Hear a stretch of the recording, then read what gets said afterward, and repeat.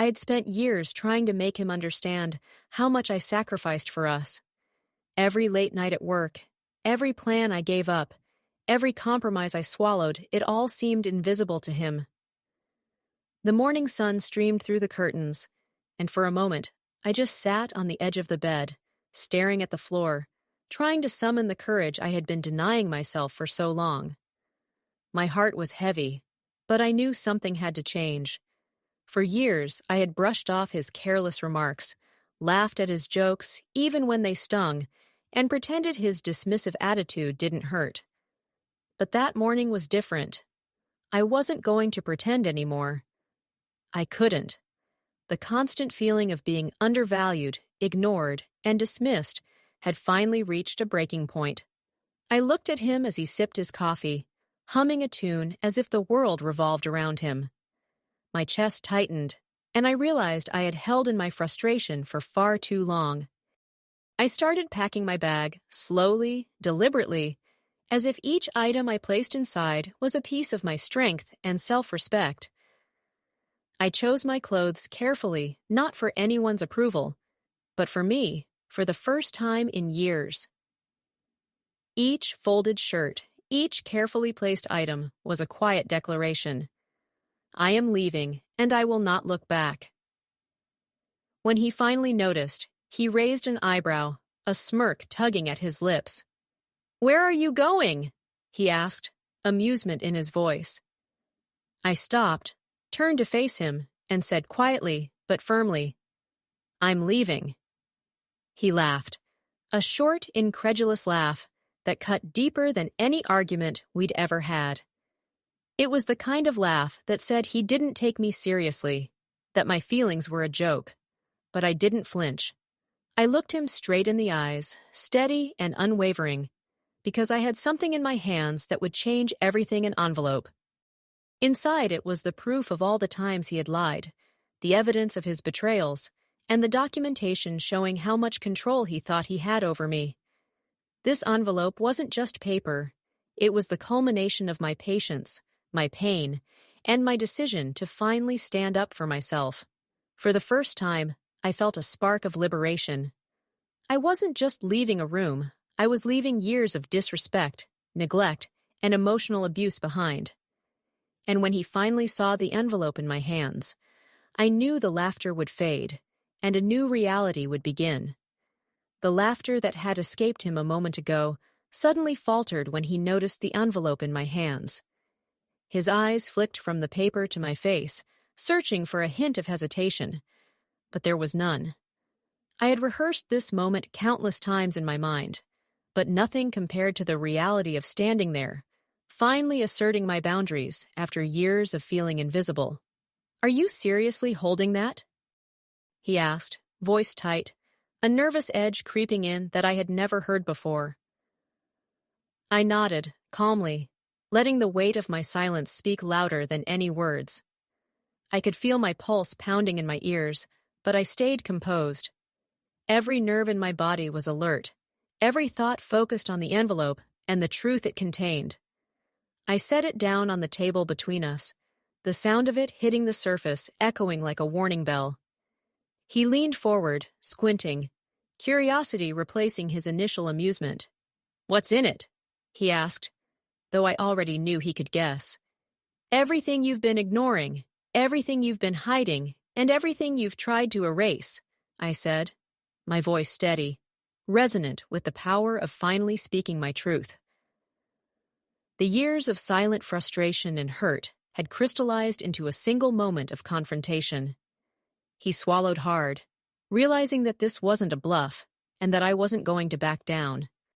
He tried to laugh again, a weak, forced sound that only highlighted his discomfort. "You can't be serious," he muttered, shifting in his chair. But I was serious. For the first time, I wasn't trying to save him or our relationship.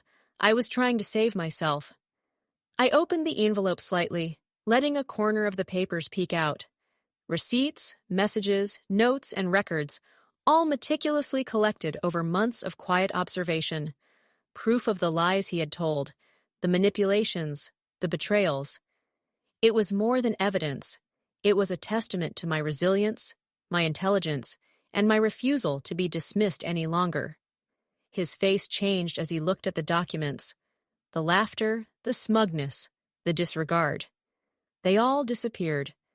In their place was shock, fear, and a creeping realization that I had been far stronger and more aware than he had ever imagined.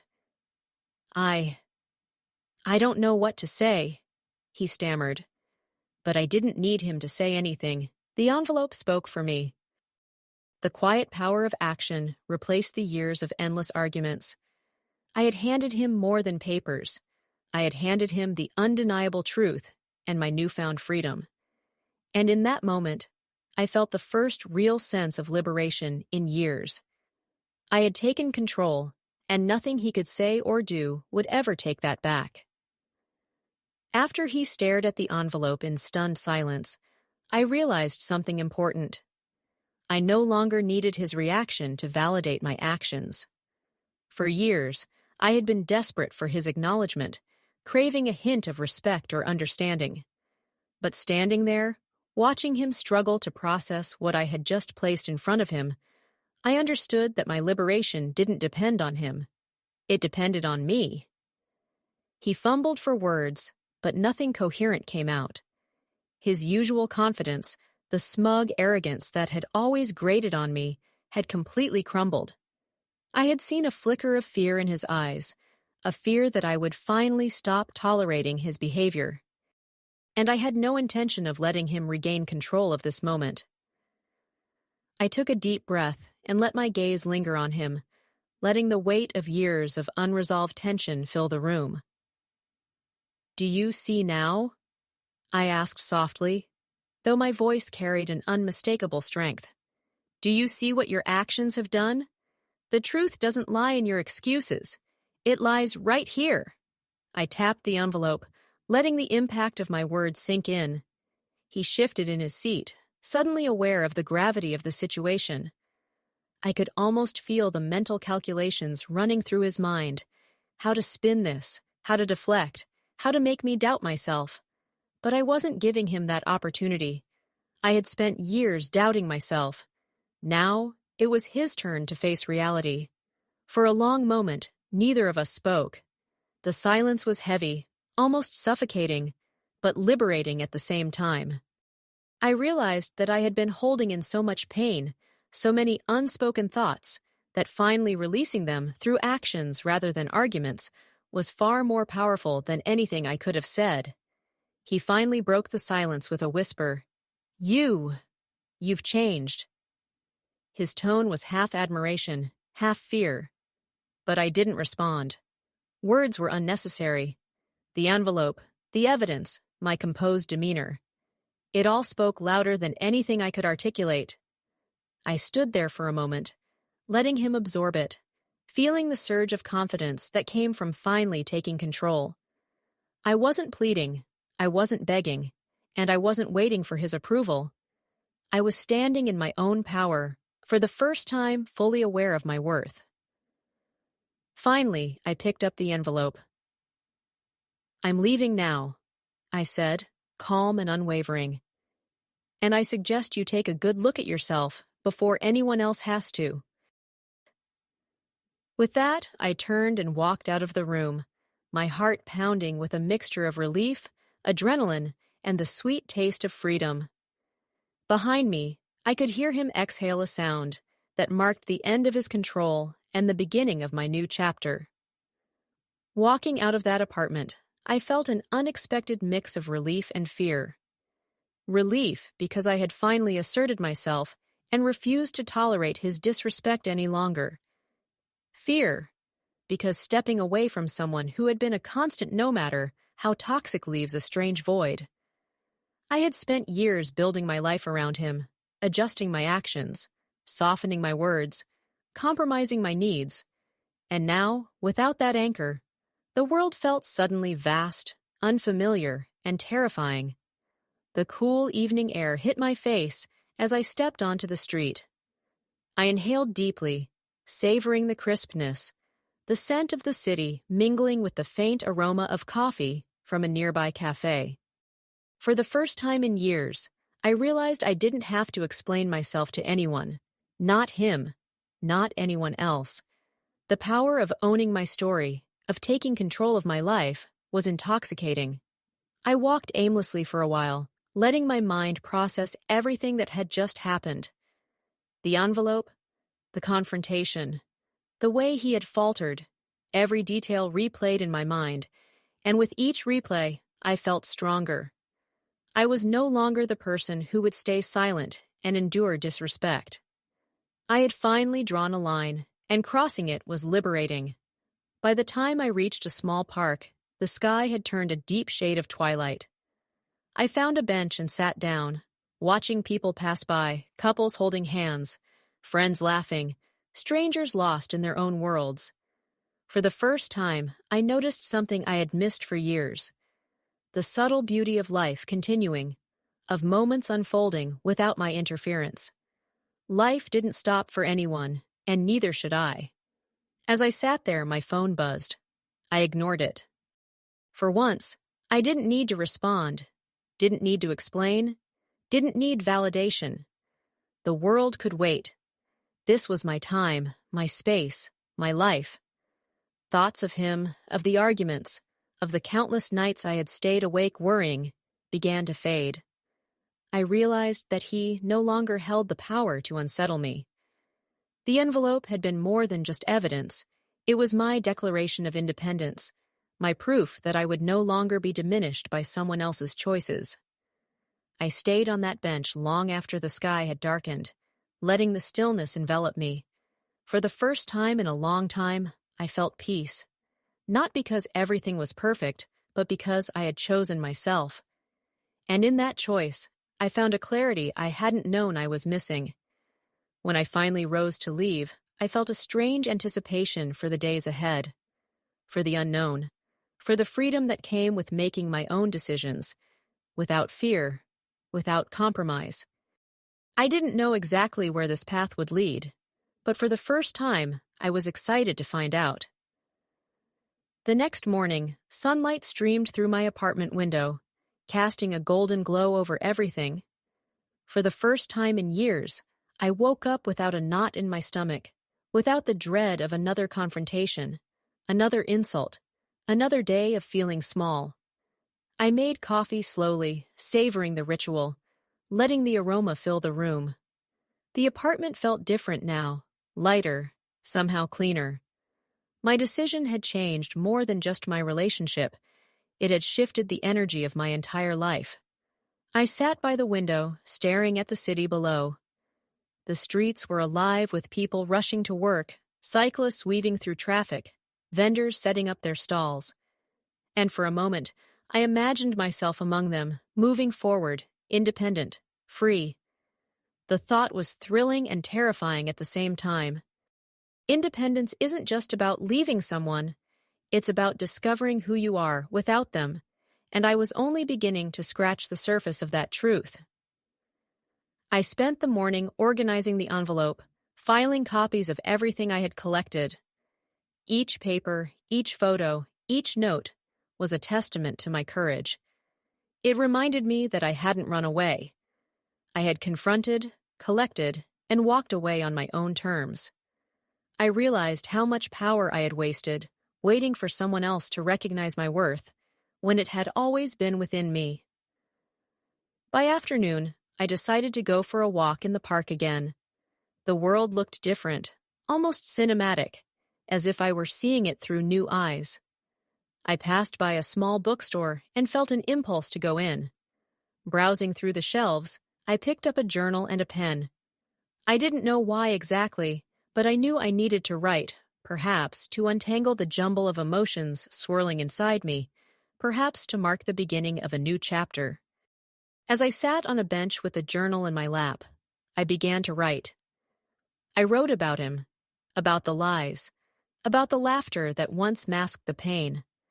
I wrote about the envelope, the confrontation, and the moment I stepped out the door with my head held high. But then, I wrote about me, about the strength I had discovered, the self-respect I had reclaimed, the sense of possibility that now thrummed in my chest. By the time I finished writing, the sun was dipping toward the horizon, painting the sky with streaks of pink and gold. A sense of calm settled over me. For the first time, I wasn't defined by someone else's actions or opinions. I was my own protagonist, my own story, my own power. As I closed the journal, a small smile tugged at my lips. The journey ahead was unknown, but for the first time, I wasn't afraid. I had survived the storm, faced the betrayal, and emerged on the other side stronger than ever. And I knew this was only the beginning. A few days later, I decided to go out for dinner at a small, cozy restaurant I had always passed, but never entered. It wasn't fancy, just a quiet place with soft lighting and a comforting ambiance, but tonight it felt like the perfect setting for a fresh start. I was determined to enjoy my own company, to celebrate the freedom I had finally claimed. As I sat at my table, sipping a glass of wine, I felt a curious mix of excitement and nervousness. There was no one to impress, no one to answer to, just me. And yet, despite the calm, my mind wandered back to him, to the laughter that had once cut me so deeply, to the envelope that had shifted everything. I reminded myself why I was here, to move forward, to breathe again. Just as I was starting to relax, a man approached the table. He was polite, with an easy smile, and he asked if he could sit at the adjacent empty table. I nodded, offering a small smile in return.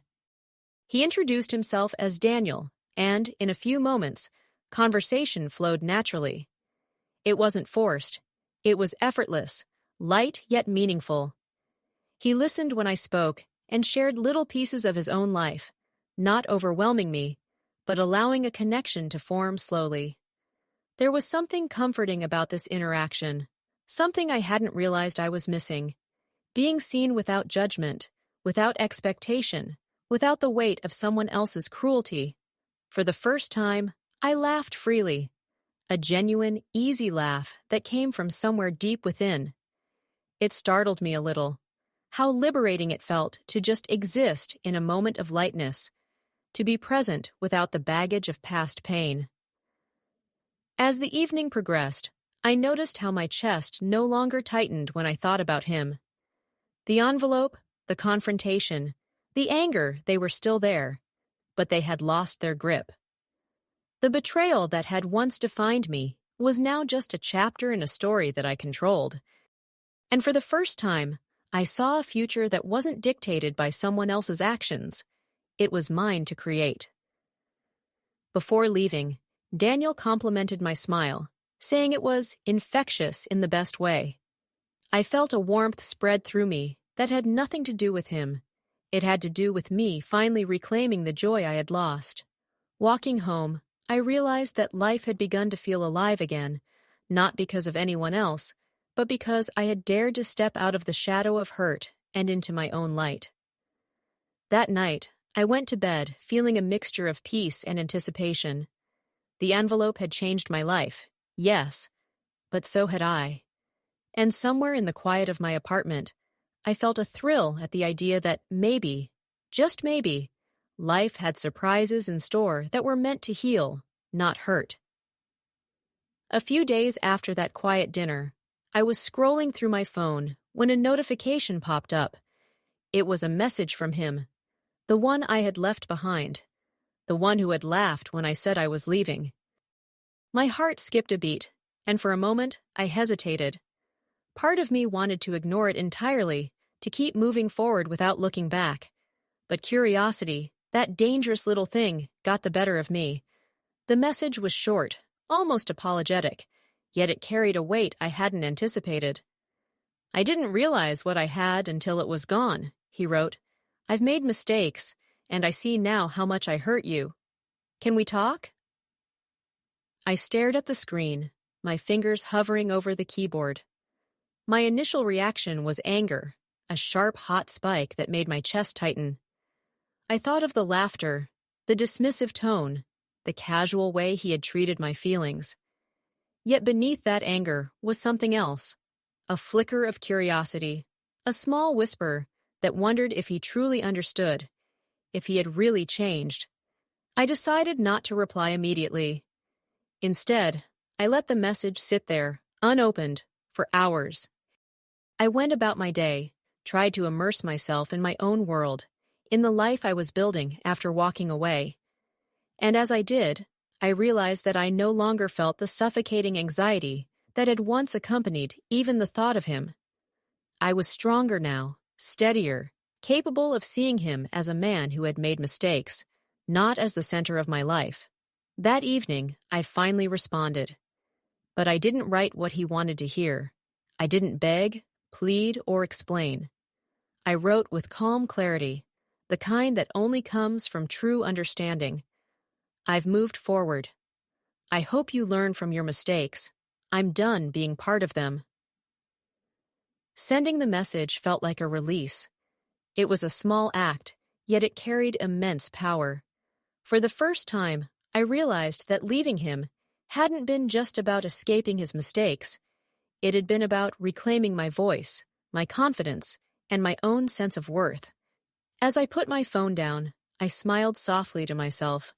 Life was moving on, and I was moving with it. I felt a lightness in my chest, a quiet satisfaction that came not from revenge or proving a point, but from knowing that I had finally put myself first. And somewhere deep inside, I knew that this was just the beginning. The envelope had been a catalyst, yes, but the real transformation had been internal. I had walked away from someone who didn't value me, and in doing so, I had discovered something far more important. I valued myself. A week passed after I sent that message, and life seemed to settle into a new rhythm. I focused on work, on friends, on small joys that had been overshadowed by the constant tension of our relationship. Yet, despite my best efforts, I couldn't entirely ignore the occasional pang of curiosity about him. What had he truly felt when I walked away? Was he genuinely regretful, or was it just words meant to soothe his own guilt? Then, one evening, I received an unexpected invitation. It wasn't a message asking me to come back, nor a plea for forgiveness. It was an invitation to a charity event, one he was attending with colleagues. The wording was neutral, almost polite, but it carried an undertone that was impossible to ignore. He wanted to see me. I stared at the invitation, conflicted. Part of me wanted to ignore it entirely, to prove to myself that I was truly free from him. But another part, as a part that had been quietly observing him from afar in my mind, felt compelled to attend. Not for him, but for me. I wanted to see if I could remain steady, composed, unaffected by his presence. On the night of the event, I dressed carefully not to impress him, not to provoke jealousy, but to feel confident in my own skin. I chose a deep navy dress, simple yet elegant, one that made me feel strong and self-assured. I practiced my posture, my expressions, reminding myself that I wasn't the same person who had stood trembling with hurt a few weeks ago. When I arrived, I caught a glimpse of him across the room. He looked different, more serious, more aware, as if he carried a weight I had never seen before. And for a moment, my heart skipped a beat. But I reminded myself, I was here on my terms, for my own closure. We ended up speaking briefly. He tried to apologize again, and I nodded politely, acknowledging his words, but not letting them touch me too deeply. I realized then that the power dynamic had shifted. I wasn't seeking validation from him anymore. I was witnessing his remorse without needing it to define my worth. Walking away from that conversation, I felt a profound sense of liberation. It wasn't about revenge or proving that I had moved on. It was about reclaiming my life fully. I was finally free from the emotional chains that had bound me, and the envelope, the message, the laughter that once hurt me. It all became a stepping stone toward the woman I was becoming. For the first time in months, I felt entirely in control, and that control was intoxicating. The days after the charity event felt lighter, almost surreal. I had walked into that room with a mix of curiosity and caution, and now I walked through my own life with a newfound confidence. But fate has a way of testing us when we least expect it. A few days later, I received a phone call. It was him. I paused, heart thumping, unsure if I should answer. But I did. "Can we meet?" he asked, his voice unsteady, almost pleading. There was no pretense this time, no laughter, no dismissive tone. Just raw vulnerability. I agreed to meet, not because I wanted him back, but because I needed closure, an undeniable, final moment that would sever the remaining threads tying me to the past. We met at a small cafe, quiet, away from the eyes of strangers. I arrived early, and as I waited, memories swirled. The laughter, the betrayal, the tears, and finally, the envelope that had shifted everything. I reminded myself why I was here, to reclaim my narrative. When he arrived, his eyes immediately sought mine. Gone was the smugness, replaced by a visible tension that mirrored my own cautious anticipation. We sat across from each other, the air thick with words unspoken. I wanted to explain, he started, fumbling. I was stupid, careless. I never meant to hurt you this way. I listened, not interrupting. Part of me wanted to react, to let all the pain and anger spill out, but I realized that I didn't need to. My strength wasn't in lashing out. It was in staying composed, in letting him confront the consequences of his actions himself. Finally, I placed the envelope on the table between us. His eyes widened, a flash of recognition and fear crossing his face. This, I said calmly, was my choice. I left because I had to value myself more than I valued your excuses. And this, I gestured to the contents, was proof that I can move forward without being broken by someone else's mistakes. He reached for it, then hesitated. I didn't flinch. I watched him grapple with the reality that I had changed, that the power he once held over me was gone. He finally spoke, voice low, almost defeated.